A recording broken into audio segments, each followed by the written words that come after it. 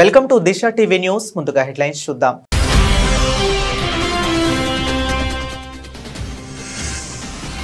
రొయ్యల కోసం భారత్, ఎలక్ట్రిక్ వాహనాల కోసం అమెరికా పట్టు. ఖరారైన భారత్ అమెరికా వాణిజ్య ఒప్పందం.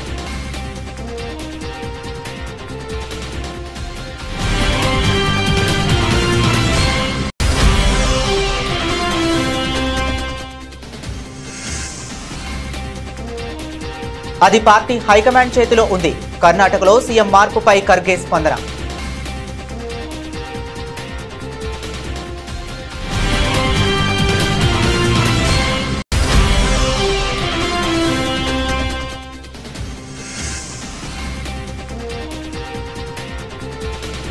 ఉత్తరాద్రి రాష్ట్రాలకు ముంచెత్తుతున్న భారీ వర్షాలు. హిమాచల్కు రెడ్ అలర్ట్.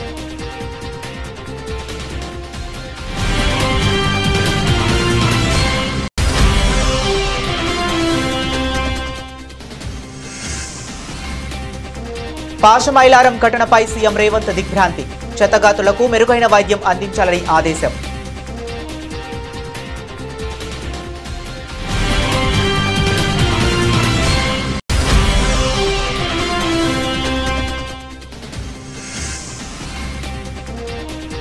అమరావతిలో క్వాంటం పార్క్, ఏపీని టెక్ హబ్ గా తీర్చిదిద్దుతామన్న సీఎం చంద్రబాబు.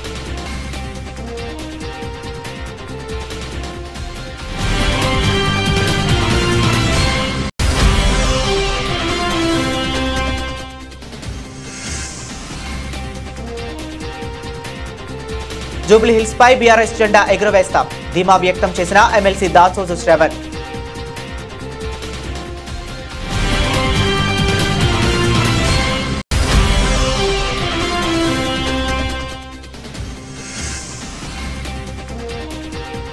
తిరుమలకు పోటెత్తిన భక్తులు. సర్వదర్శనానికి 10 గంటల సమయం.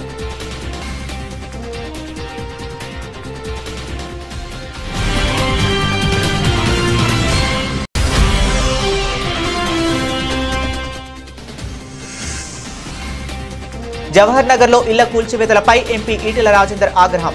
రేవంత్ రెడ్డి ప్రభుత్వం పేదల జీవితాలతో ఆడుకుంటుందని తీవ్ర విమర్శలు.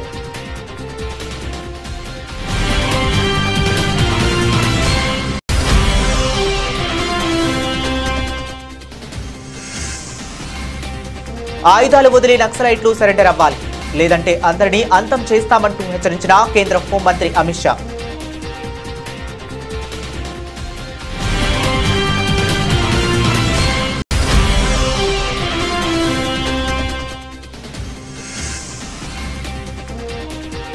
నష్టాలతో దేశీయ సూచీలు ప్రారంభం. ప్రస్తుతం నష్టాల్లో కొనసాగుతున్న సెన్సెక్స్, నిఫ్టీ.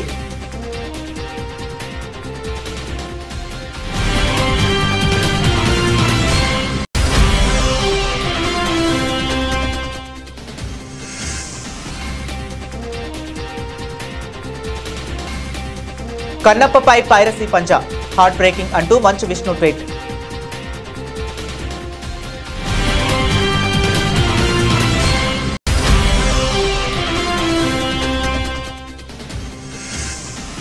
ఇంగ్లాండ్తో తొలి టెస్టులో భారత్ ఓటమిపై స్పందించిన మాజీ కోచ్ గ్రెగ్ చావెల్ ఫీల్డింగ్ కాదు, బౌలింగ్ వైఫల్యమే ఓటమికి అసలు కారణమని విశ్లేషణ.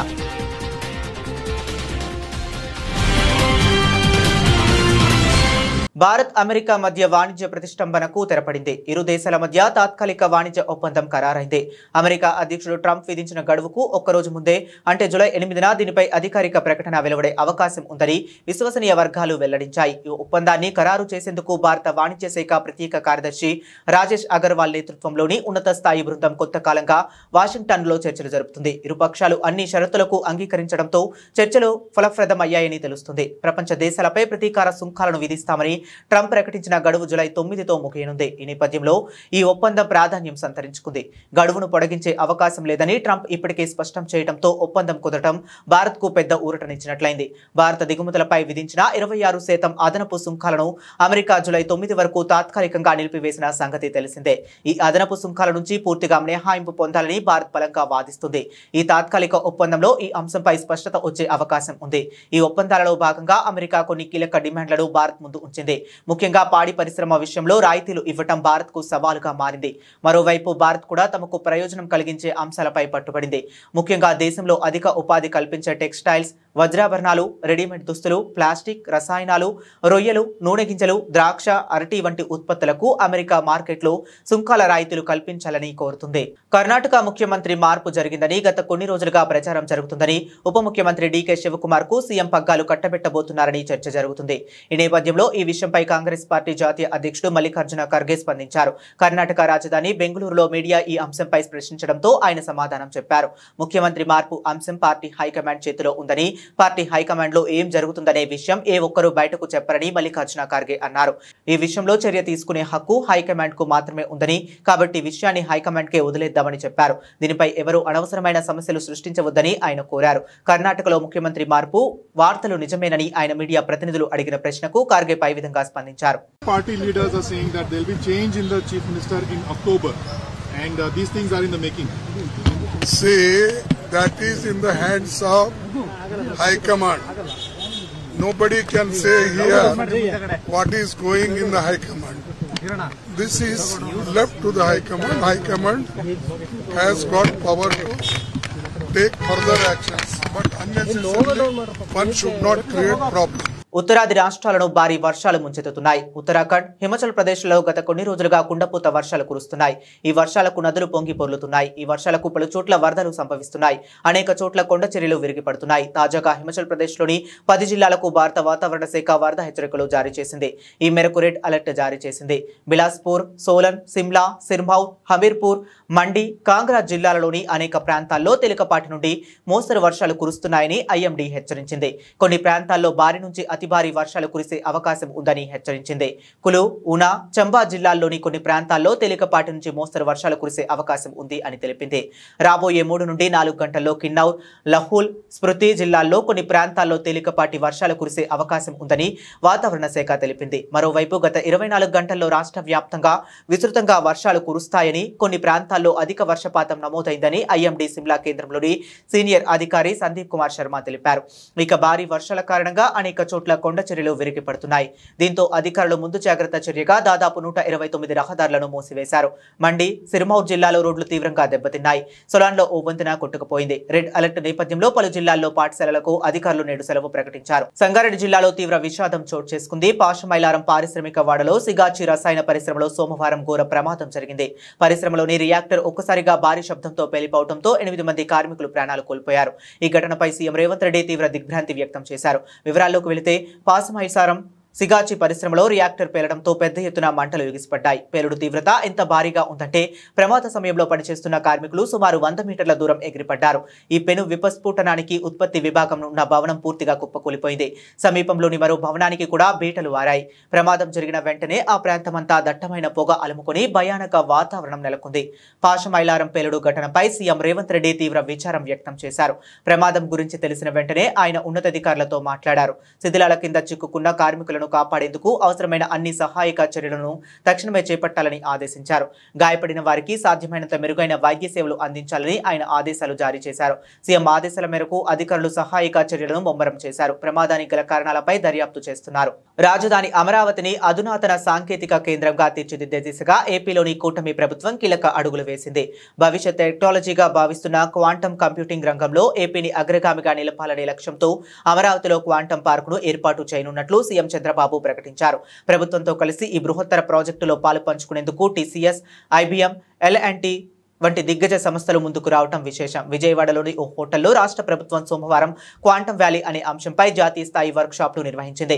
ఈ కార్యక్రమానికి ఐటీ, ఫార్మా, వాణిజ్య నిర్మాణ రంగాలకు చెందిన పలువురు పారిశ్రామికవేత్తలు, కేంద్ర ప్రభుత్వ ఉన్నతాధికారులు హాజరయ్యారు. ఈ సదస్సులో చంద్రబాబు మాట్లాడుతూ క్వాంటం కంప్యూటింగ్ వంటి నూతన సాంకేతికతను అందిపుచ్చుకోవాల్సిన అవసరాన్ని నొక్కి చెప్పారు. ప్రభుత్వంతో చేతులు కలిపిన టీసీఎస్, ఐబీఎం, ఎల్&టీ సంస్థలు ఆయన ప్రత్యేకంగా అభినందనలు తెలిపారు. ఈ సందర్భంగా తాను గతంలో సీఎంగా ఉన్నప్పటికీ అనుభవాలను చంద్రబాబు గుర్తు చేసుకున్నారు. అలాగే ఈ వర్క్ షాప్ లో పాల్గొన్న మంత్రి నారా లోకేష్ మాట్లాడుతూ సీఎం చంద్రబాబు నాయుడు మొదటి టెక్నాలజీ రెవల్యూషన్ ను పరిచయం చేసినప్పుడు తాను 7వ తరగతి చదువుకుంటున్నానని గుర్తు చేశారు మంత్రి Lokesh. So we are actually building components and hardware that can manipulate and measure light. and this is very important because we have a big problem in India. Is all the whatever you see here, all of this is coming mostly from outside. What we are doing is basic components from the detectors, the wires and the optics.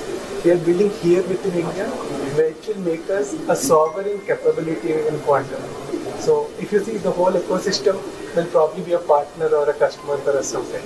So this is Cornerstone. As on today, with all these things, how much we are able to import?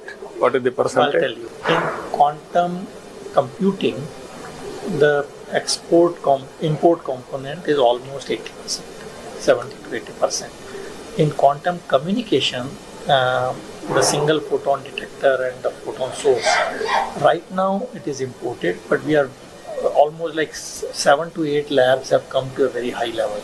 So now we need a manufacturing capability. Once that is done, it's like 95% we will be using. But in computing, it will take a little bit more time, because in quantum computing, people are still not convinced that the cryogenic is the right way to go, like this what you saw millikelvin, because people are working on photonic qubits now.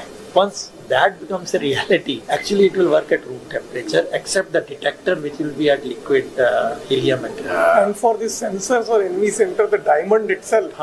That is being imported, which can also be done. So Surat people have started doing, because you know Surat we have this diamond industry. So they have, for them this business is too little. So their other usage is much more. So there is a commercial challenge. Very interesting challenges, but we have to break through. So we will have to give probably gap funding. Viability gap funding you have to give and then make it viable. So Commercially. that is where I think, so in that you will be surprised, the seed to grow a diamond is important. So actually in the last meeting with PM, in another meeting, he gave a challenge. He said, launch something on making the seeds for the diamond, which looks so easy, but it's not easy. I don't know how he knows it. That's amazing. Then when I spoke about cell phone, everybody echoed me political opposition. Cell phone can give food or shelter or water, what you are talking, why you are doing all these things, who wants this, like that. Today, after 25 years, wife can live without husband. Husband can live without wife. Both cannot live without cell phone.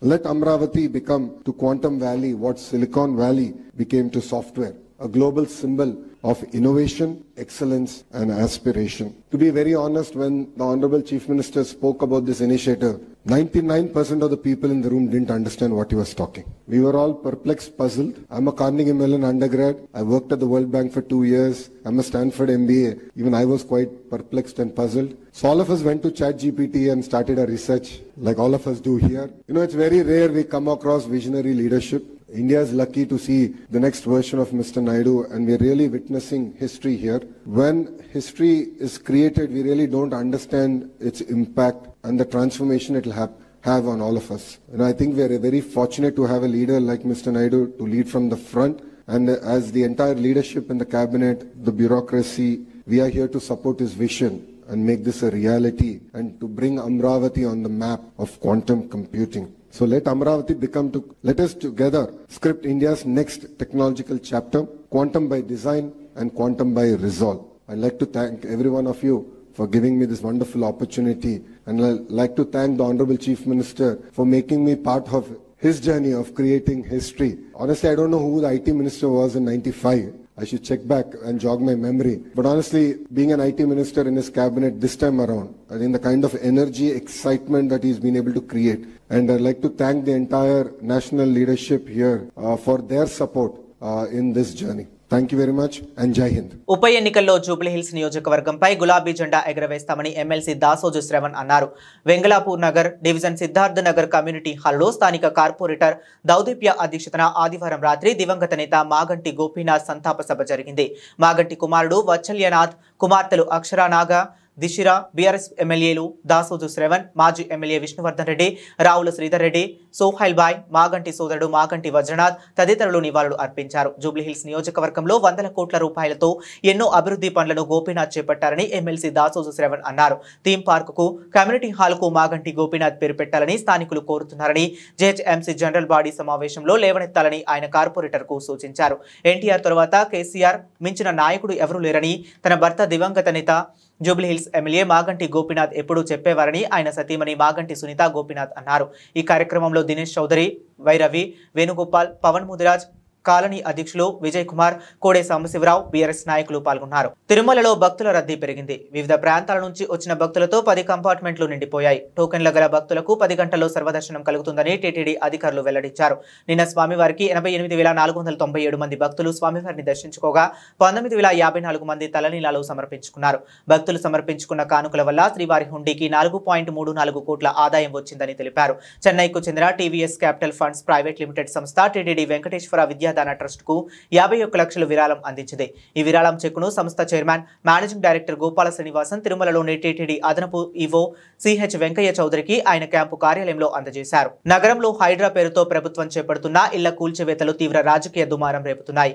ఈ కూల్చివేతలపై Malkajgiri MP BJP నేత ఈటెల రాజేందర్ ఈ రోజు రేవంత్ రెడ్డి ప్రభుత్వంపై తీవ్ర స్థాయిలో విరుచుకుపడ్డారు. జవహర్ నగర్ లో పర్యటించిన ఆయన పేద ప్రజల ఇళ్లను కూల్చివేయడంపై తీవ్ర ఆగ్రహం వ్యక్తం చేశారు. ప్రభుత్వ తీరును నిరసిస్తూ ఘాటైన వ్యాఖ్యలు చేశారు. జవహర్ నగర్ లో బాధితులతో మాట్లాడిన అనంతరం ఈటెల మీడియాతో మాట్లాడుతూ 30-60 గజాల స్థలంలో ఇల్లు కట్టుకునేవాడు ధనవంతుడా లేక నిరుపేదవాడా ప్రభుత్వానికి కనిపించడం లేదా అని ప్రశ్నించారు. చిన్న స్థలాల్లో గూడు కట్టుకుంటున్న వారిపై మీ ప్రతాపం చూపించడం సిగ్గుచేటు. మూర్ఖులారా, మీకు కళ్ళు కనబడటం లేదా అంటూ ప్రభుత్వంపై మండిపడ్డారు.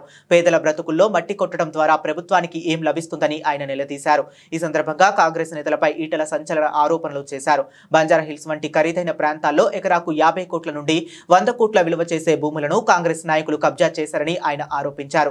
ఆ అక్రమ కట్టడాలను, కబ్జాలను క్రమబద్ధీకరించేందుకు జీవో నెంబర్ 58, 59 తీసుకొచ్చారని ఆయన ధ్వజమెత్తారు. ఒకవైపు బడా నేతల కబ్జాలను కాపాడుతూ మరోవైపు పూరి గుడిసెలను కూల్చడం ఎంతవరకు సమంజసమని ప్రశ్నించారు. నేను అడుగుతా ఉన్నా, 30 గజాలలో 60 గజాలలో ఇల్లు కట్టుకుంటోడు ఉన్నోడా లేనోడా? మూర్ఖుల్లారా, కనబడతలే అని చెప్పి అడుగుతున్నా. ఇంత మా ప్రభాకర్ ఒక మాట చెప్పిండు, బంజారా హిల్స్లో ఒక్కొక్క ఎకరం 50 కోట్లు, 60 కోట్లు, 100 కోట్లు గా భూములని నీ పార్టీ నాయకులు, డబ్బున్నోళ్ళు, కలిగినోళ్ళు, ఇవాళ అధికారంలో ఉన్నోళ్ళు ఆక్రమించుకుంటే దాన్ని రెగ్యులరైజ్ చేయడానికి ఇంతకుముందు చెప్పినట్టుగా జీవో నెంబర్ 58, జీవో నెంబర్ 59లో వన్ ల్యాండ్ 6 ఎకరాలు ఉంటుంది. కానీ 20 మంది పేరిట, 30 మంది పేరిట చిన్న చిన్న బిట్లుగా చేసి వారికి రిజిస్ట్రేషన్ చేసావు కదా కొడుక.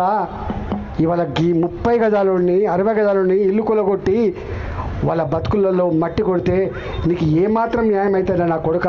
వాళ్ళ కన్నీళ్ళు, వాళ్ళ ఉసురు తగలదారా నా కొడుక అని చెప్పి అడుగుతా ఉన్నాయి. నక్సలైట్లు తక్షణమే హింసను వీడి లొంగిపోవాలని, జనజీవన స్రవంతిలో రావాలని కేంద్ర హోంశాఖ మంత్రి అమిత్ షా పిలుపునిచ్చారు. ఆదివాసీలు, ఇతర వర్గాలపై నక్సల్స్ హత్యాకాండకు పాల్పడుతున్నారని, ఆయుధాలు వదిలేసేంత వరకు వారితో చర్చలు ఉండబోవని స్పష్టం చేశారు. లొంగిపోతే పునరావాసం కల్పిస్తామన్నారు. దేశవ్యాప్తంగా ఇప్పటి వరకు 10,000 మంది నక్సలైట్లు లొంగిపోయారని వెల్లడించారు. 2026 మార్చిలోపు దేశంలో నక్సలిజం లేకుండా చేస్తామని ప్రకటించారు. నక్సలైట్లకు మద్దతుగా మాట్లాడేవారు బాధిత కుటుంబాల పరిస్థితిని తెలుసుకోవాలని హితవు పలికారు. గిరిజన బిడ్డలను, పోలీసులను చంపినప్పుడు వారి తరపున ఎవరూ మాట్లాడలేదని, కానీ ఇప్పుడు చర్చల కోసం చాలా మంది పిలుపునిస్తున్నారని దుయ్యబట్టారు. సీఎం రేవంత్ రెడ్డి తెలంగాణను నక్సలైట్ల అడ్డాగా మార్చవద్దని సూచించారు. ఆపరేషన్ సింధూర్తో పాకిస్తాన్ కు గట్టిగా బుద్ధి చెప్తామని అమిత్ షా తెలిపారు. అయితే పాకిస్తాన్ మాట రాహుల్ గాంధీ నోట వినిపిస్తుందని విమర్శించారు. मुझे बताओ निजामाबाद वालों, ये नक्सलवादियों को समाप्त करना चाहिए या नहीं करना चाहिए? जोर से बोलो, करना चाहिए या नहीं करना चाहिए? ये तेलंगाना कांग्रेस पार्टी के अध्यक्ष कहते हैं कि इनको शरण में लाओ। कौन ना बोल रहा है भाई? जिसको सरेंडर करना है करे। मैं इस मंच पर से कहता हूं, सारे लोग हथियार छोड़ दो और सरेंडर करो, मगर सरेंडर नहीं करेंगे तो हमने तय किया है 31 मार्च 2026 के पहले इस देश से नक्सलवाद को हम समाप्त कर देंगे, समाप्त। వరుసగా 3 రోజుల లాభాలు ఆర్జించిన దేశీయ స్టాక్ మార్కెట్లు ఈ వారాన్ని నష్టాలతో ప్రారంభించాయి. దేశీయ సూచీలు 9 నెలల గరిష్టానికి చేరడంతో పలుమార్లు లాభాల స్వీకరణకు దిగారు. మొదట ఫ్లాట్ గా మొదలైన సూచీలు ఆ తర్వాత నష్టాల బాట పట్టాయి. ఆసియా, పసిఫిక్ ప్రధాన మార్కెట్లు అన్ని సానుకూలంగానే కదలాడుతున్నాయి. దేశీయ సూచీల నష్టాలకు లాభాల స్వీకరణ మాత్రమే కారణంగా కనిపిస్తుంది. దీంతో ప్రస్తుతం సెన్సెక్స్, నిఫ్టీ నష్టాల్లో కొనసాగుతున్నాయి. గత శుక్రవారం ముగింపు 84,058తో పోల్చుకుంటే సోమవారం ఉదయం ఫ్లాట్ గా మొదలైన సెన్సెక్స్ ఆ తర్వాత వెంటనే నష్టాల్లోకి కూరుకుపోయింది. టెలికాం రంగాలు ప్రధానంగా నష్టాల్లో కొనసాగుతున్నాయి. ప్రస్తుతం ఉదయం 10 గంటల సమయంలో సెన్సెక్స్ 221 పాయింట్ల నష్టంతో 83,837 వద్ద కొనసాగుతుంది. మరోవైపు నిఫ్టీ కూడా సెన్సెక్స్ బాటలోనే సాగుతుంది. ప్రస్తుతానికి 58 పాయింట్ల లాభంతో 25,578 వద్ద కొనసాగుతుంది. సెన్సెక్స్ లో bank of Baroda, Hindustan copper, Canara bank, Aurobindo pharma, federal bank పేర్లు లాభాల్లో ఉన్నాయి. Mahanagar gas, hero motor corp, Reddy's labs, Page industries, SBI card షేర్లు నష్టాల బాటలో కొనసాగుతున్నాయి. నిఫ్టీ మిడ్ క్యాప్ ఇండెక్స్ 104 పాయింట్ల లాభంతో ఉంది. బ్యాంక్ నిఫ్టీ 20 పాయింట్ల నష్టంతో కొనసాగుతుంది. డాలర్తో పోల్చుకుంటే రూపాయి మారకం విలువ 85.47గా ఉంది. ప్రతిష్టాత్మకంగా పాన్ ఇండియా స్థాయిలో రూపుదిద్దుకుంటున్న కన్నప్ప చిత్రంపై పైరసీ భూతం పంజా విసిరింది. ఈ చిత్రానికి సంబంధించిన వేలాది పైరసీ లింకులు ఆన్లైన్లో ప్రత్యక్షం కావడం తీవ్ర ఆందోళన కలిగిస్తుంది. ఈ పరిణామంపై కన్నప్ప చిత్ర బృందం తీవ్ర ఆవేదన వ్యక్తం చేసింది. ఈ మేరకు hero Manchu Vishnu heart breaking X అంటూ ఎక్స్ వేదికగా ట్వీట్ చేశారు. ఇప్పటి వరకు 30,000కు పైగా పైరసీ లింకులను గుర్తించి తొలగించినట్లు వెల్లడించారు. మా కన్నప్ప సినిమా పైరసీకి గురవుతుంది. ఇది చాలా బాధాకరం. ఇప్పటికే 30,000 పైచులుక పైరసీ లింకులను తొలగించాం. పైరసీ అనేది ముమ్మాటికి దొంగతనమే. మన పిల్లలకు దొంగతనం చేయమని నేర్పించాం కదా. పైరసీ కంటెంట్ చూడటం కూడా అలాంటిదే. దయచేసి దీనిని ప్రోత్సహించకండి. సరైన మార్గంలో సినిమాకు మద్దతు ఇవ్వండి అని విష్ణు విజ్ఞప్తి చేశారు. ఎంతో శ్రమ, పెట్టుబడితో నిర్మించే సినిమాలను పైరసీ రూపంలో దెబ్బతీయటం దారుణమని ఆయన పేర్కొన్నారు. సినిమా పరిశ్రమను తీవ్రంగా నష్టపరిచే పైరసీని అరికట్టేందుకు ప్రేక్షకుల సహకారం ఎంతగానో అవసరమని విష్ణు అభిప్రాయపడ్డారు. సినిమాను థియేటర్లలో లేదా అధికారిక OTTలో ప్లాట్ఫామ్లలో మాత్రమే చూసి తమ కష్టానికి ప్రతిఫలం అందించాలని కోరారు. ప్రపంచ టెస్ట్ ఛాంపియన్షిప్ 2025-27 సైకిల్లో భాగంగా హెడింగ్లీ వేదికగా ఇంగ్లాండ్తో జరిగిన తొలి టెస్టులో టీమిండియా 5 వికెట్ల తేడాతో ఓటమి పాలవడంపై భారత్ మాజీ కోచ్ గ్రెగ్ చాహెల్ తీవ్రంగా స్పందించారు. కేవలం పేలవ ఫీల్డింగ్ వల్లే భారత్ ఓడిపోయిందన్న వాదనను ఆయన తోసిపుచ్చారు. భారత బౌలింగ్ దళంలో వైవిధ్యం లేకపోవడం, ఏకపక్షంగా జస్ప్రీత్ బుమ్రా పైనే ఆధారపడటమే పరాజయానికి ప్రధాన కారణాలని ఆయన విశ్లేషించారు. ESPN క్రిక్ ఇన్ఫోకు రాసిన తన కాల్మంలో ఆయన ఈ అభిప్రాయాలను వెల్లడించారు. రెండో టెస్టులో మణికట్టు స్పిన్నర్ కు ల్దీవ్ యాదవ్ కు జట్టులోని తీసుకురావడం అత్యవసరమని చాపెల్ గట్టిగా సూచించారు. షేన్ వార్న్ తర్వాత బహుశా అత్యుత్తమ మణికట్టు స్పిన్నర్ కుల్దీప్ యాదవ్ అని అభివర్ణించిన ఆయన కుల్దీప్ ను చేర్చడం ద్వారా భారత్ బౌలింగ్ యూనిట్ లో వైవిధ్యం పెరుగుతుందని అన్నారు. బౌలింగ్ మార్పు జరిగినప్పుడు వికెట్లు ఎందుకు పడతాయంటే దానికి ఓ కారణం ఉంది. అది బ్యాటర్ ను తిరిగి తమ వ్యూహాన్ని మార్చుకునేలా చేస్తుంది. ప్రస్తుత భారత బౌలింగ్ దళంలో కెప్టెన్ శుభమన్ గిల్ కు ఆ వెసులుబాటు లేదు అని చాపెల్ వివరించారు. అదేవిధంగా ఎడమ చేతి వాటం పేసర్ హర్షదీప్ సింగ్ ను జట్టులోకి తీసుకోవాలని చాపెల్ సూచించారు. ముఖ్యంగా బుమ్రాకు విశ్రాంతినిచ్చినా లేదా అతనికి మద్దతుగానైనా హర్షదీప్ ను ఆడించడం వల్ల ఇంగ్లాండ్ బ్యాటింగ్ లైనప్ కు కొత్త కోణంలో సవాల్ విసినట్టు అవుతుందని ఆయన అభిప్రాయపడ్డారు. బులెటిన్ ముగించే ముందు మరొకసారి హెడ్లైన్స్ చూద్దాం.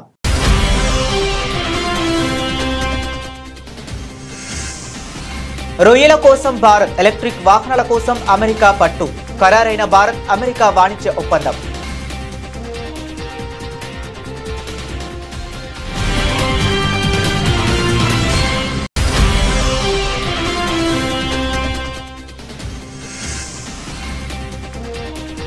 అది పార్టీ హైకమాండ్ చేతిలో ఉంది.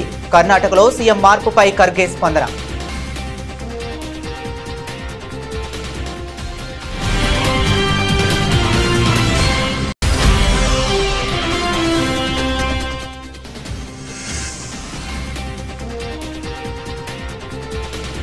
ఉత్తరాద్రి రాష్ట్రాలకు ముంచెత్తుతున్న భారీ వర్షాలు. హిమాచల్కు రెడ్ అలర్ట్.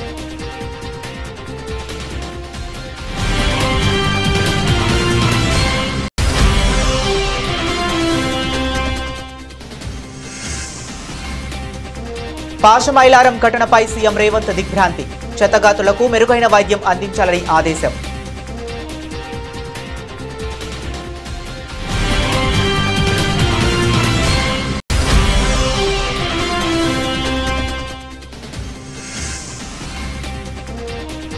అమరావతిలో క్వాంటం పార్క్, ఏపీని టెక్ హబ్ గా తీర్చిదిద్దుతామన్న సీఎం చంద్రబాబు.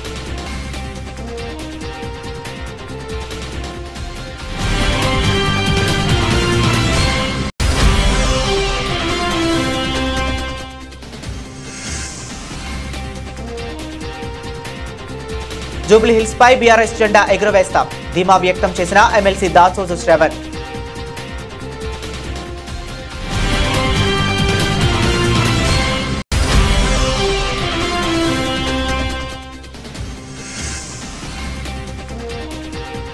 తిరుమలకు పోటెత్తిన భక్తులు సర్వదర్శనానికి 10 గంటల సమయం.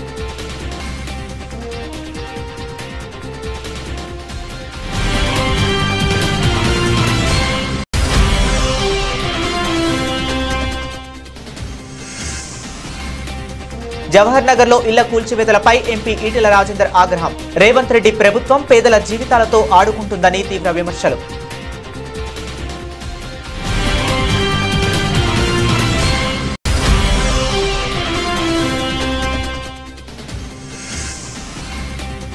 ఆయుధాలు వదిలి నక్సలైట్లు సరెండర్ అవ్వాలి లేదంటే అందరినీ అంతం చేస్తామంటూ హెచ్చరించిన కేంద్ర హోంమంత్రి అమిత్ షా.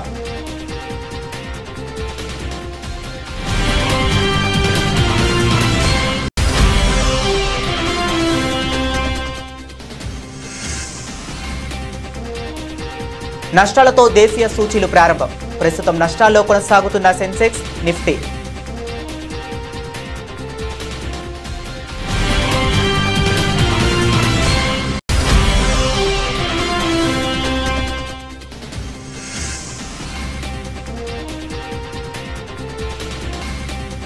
కన్నప్పపై పైరసీ పంజా హార్ట్ బ్రేకింగ్ అంటూ మంచు విష్ణు ట్వీట్.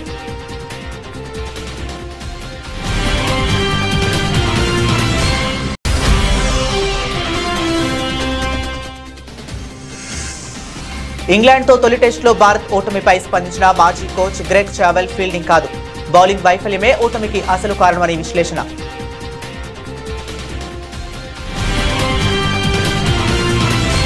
ఇవి ఇప్పటి వరకు ఉన్న అప్డేట్స్. మరిన్ని అప్డేట్స్ కోసం కీప్ వాచింగ్.